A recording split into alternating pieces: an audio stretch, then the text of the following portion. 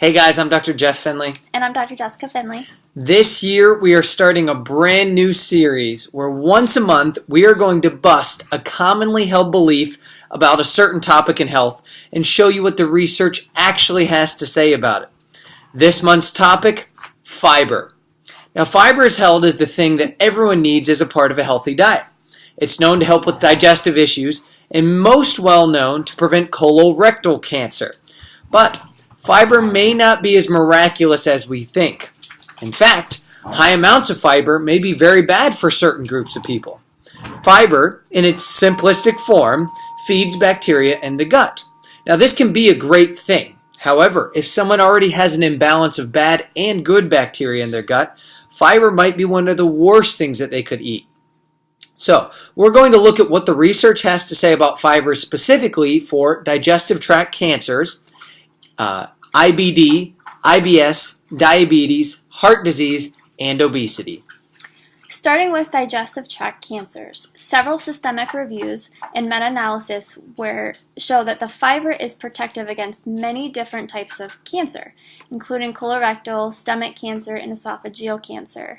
On the other hand, numerous other systemic reviews showed that fiber was not protective against these cancers, especially colorectal cancer. So what does that mean?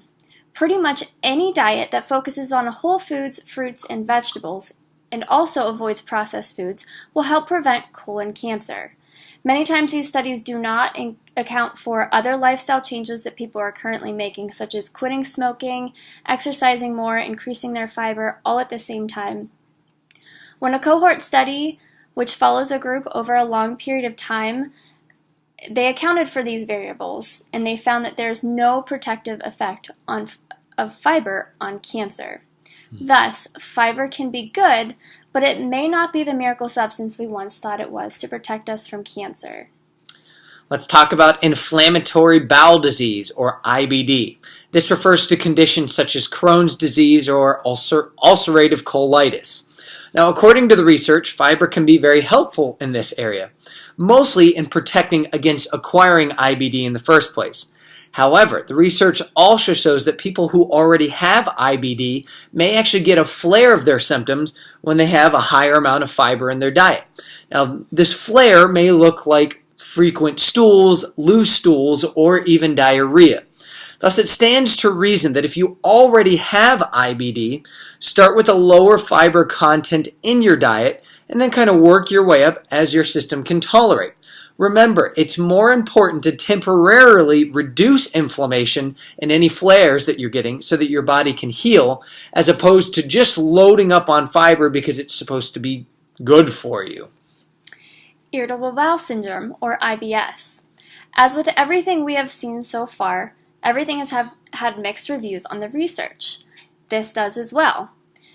Some point to improvements in constipation type IBS, but they may make things worse with diarrhea type IBS. So, as always, start with a small dose of daily fiber and then work your way up as your symptoms can tolerate it. Meta-analysis, meaning a big fancy word for lots of research that have been calculated and put all together in one research article basically, have shown that higher increased intakes of fruits and vegetables, or in other words things that are higher in fiber, help lower your risk of type 2 diabetes. No groundbreaking research there. But the real question is it really because of the fiber? If it is, then we would expect to see diets lower in fiber, things like paleo, keto, or other low-carb type diets, not have as great outcomes on diabetes, obesity, and heart disease. Well, according to the research, there are numerous studies showing that paleo and low-carb or low-fiber type diets actually worked just as well, and in some cases even better, at improving cholesterol, reducing risk for type 2 diabetes, improving blood sugar control, and improving other risk factors for cardiovascular disease, so things like blood pressure, triglycerides, as we mentioned earlier, cholesterol, and even help losing weight. So what do we take away from all of this? Fiber may not be the miracle that we thought it was, but this doesn't mean that it isn't important. There are still numerous benefits to having fiber. The real trick is finding the appropriate amount for you. As we mentioned earlier, any diet that focuses on reducing processed food and sugar and increasing whole food intake like fruits and vegetables will be protective, and it will help improve your overall well-being.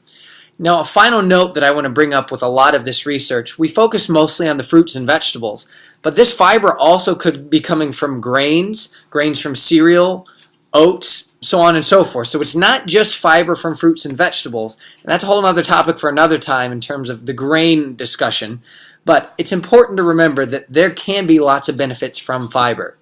So we'd love to hear what your take is, any experience you may have with it, and what you think of our new format of talking about Mythbusters. Be sure to tune in next week where we talk about our next topic of the month, which is heart health and love and relationships. And our next month's myth busting will be on salt intake and high blood pressure.